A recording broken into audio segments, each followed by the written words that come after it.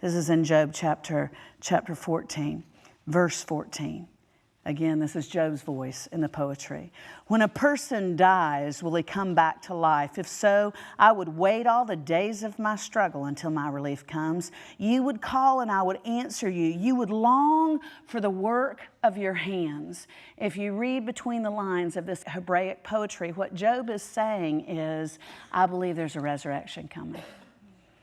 I believe a resurrection is coming. Even though I cannot see your hands right now, God, I am in such deep grief, I cannot see you, but I believe a resurrection is coming. We don't know for sure when Job was written. We do know it was written between 1,500 years and 1,000 years before the birth of Christ.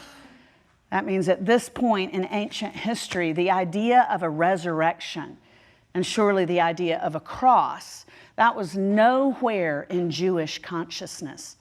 That was not mentioned in any literature at this time.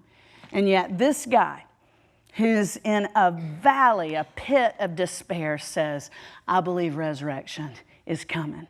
I believe a rescue is coming. Y'all, the veil gets thinner when we suffer. I'm telling you, the friends I know who have lost children, who have lost breasts, who have lost marriages, will say, in that moment when I didn't think I could take another step, I heard God clearer than I've ever heard him in my whole life. At this just critical point of Job's journey, when he is dying, he goes, I believe there's something else. I'm hoping in you, God, because I can see glory around the corner. He sees the cross. And Job was falling apart, understandably. It is the cross that's at least 1,000 years in the future that holds them together. God made the veil thinner and he said, a resurrection is coming, Job. The cross is what held Job together when he should have been falling apart.